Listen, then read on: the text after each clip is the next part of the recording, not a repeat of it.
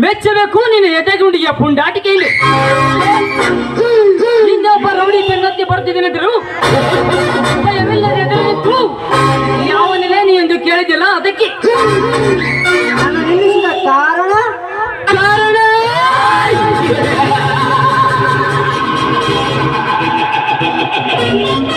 ಕುಂತೆ ಮೊದಲು ನಿನ್ನ ಹೆಸರಿನಿಂದ ಮಗಳು ಮೇರೆ ನಾಮ್ ದೇವದಾಸ್.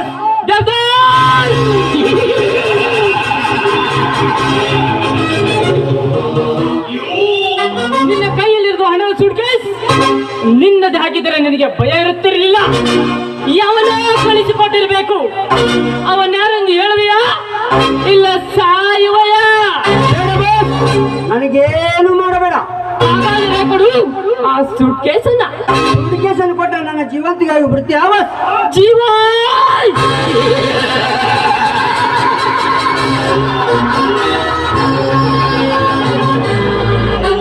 ಈಗ ನಿನ್ನ ಜೀವ ಉಳಿಯುತ್ತದೆ ಅಂದ್ರೆ ಅದು ನಿನ್ನ ಭ್ರಮೆ. ಸುಮ್ಮನೆ ಸಾಯಬೇಡ. ಸುಮ್ಮನೆ ನನಗೆ ಓದಾಟಂತೆ ಕಾಣುತ್ತದೆ.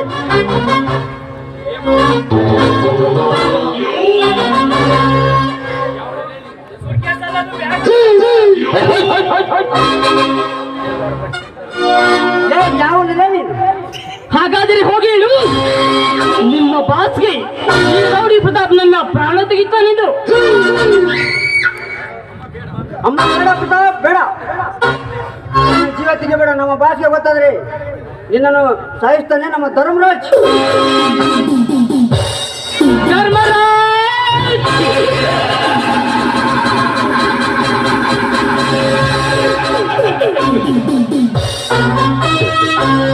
ನನಗೆ ಎದುರು ಉತ್ತರ ಕೊಟ್ಟರೆ ಅವನ ಹುತ್ತಿನಲ್ಲಿ ಒಕ್ಕರು ಕಿತ್ತಿ ಪ್ರಾಣ ತೆಗೆಯುತ್ತಾನೆ ಈ ಪ್ರಳಯಾತಕ ಪ್ರತಾಪ್. ಸಾಯಲೇ ಮಗನೇ.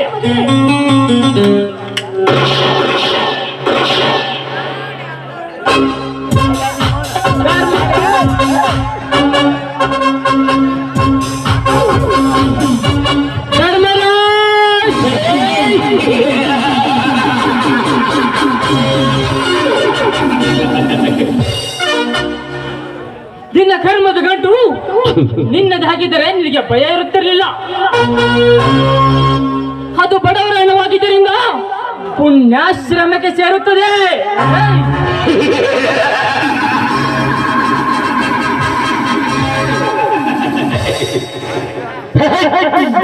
ಧರ್ಮರಾಜ್ಯದ ಕರ್ಮದ ಗಂಟು ಅದು ನಿನ್ನದಾಗಿದ್ದರೆ ನಿನಗೆ ದಕ್ಕಟ್ಟಿತು. ಆದರೆ ನೀನು ಕಳಿಸಿರುವ ಹಣ ಮುಟ್ಟಿರುತ್ತದೆ ಎಂದು ತಿಳಿದುಕೊಂಡಿರಬಹುದು. ನಡು ದಾರಿಯಲ್ಲಿ ಹಣವಾಗಿ ಬಿದ್ದಿರುವುದು ನಿನಗೇನು ಗೊತ್ತೇನ ಮಗನೇ?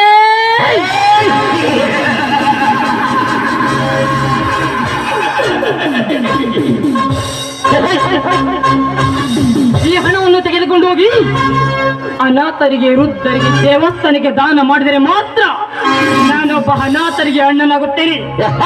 ಇಲ್ಲದಿದ್ದರೆ ನಾನೊಬ್ಬ ಬಂಡನಾಗುತ್ತೇನೆ.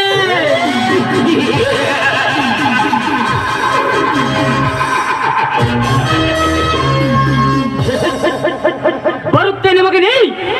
ಬಡವರನ್ನು ಬಡಿದು ಕಟ್ಟಿದ ಆ ನಿನ್ನ ಕೋಟೆಯೊಳಗೆ ಬೇಟೆಯಾಡಲು.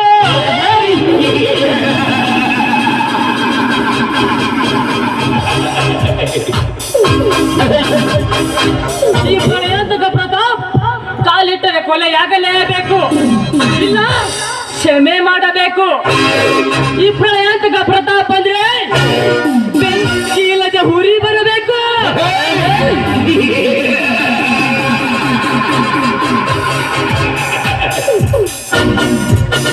ಹುರಿ ಬರಲೇಬೇಕು.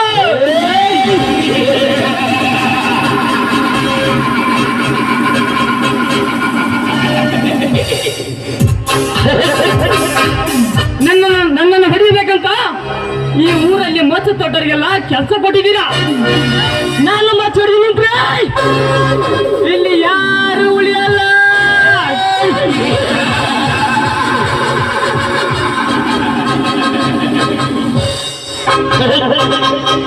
ನನ್ನ ಮುಂದಿನ ಗುರಿ ಸಿಗಲಾರದ ಸಾಹುಕಾರದಿ ಪಂಜರದ ಅರಮನೆಯ ಗಿಳಿ ಸುಮಾ.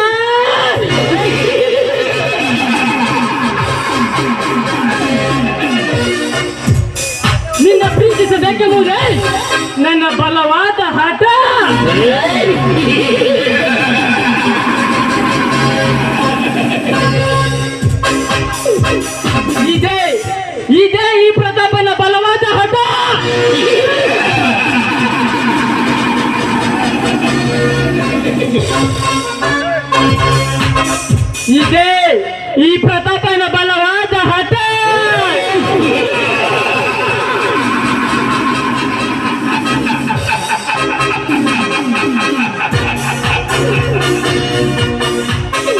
ಇದೇ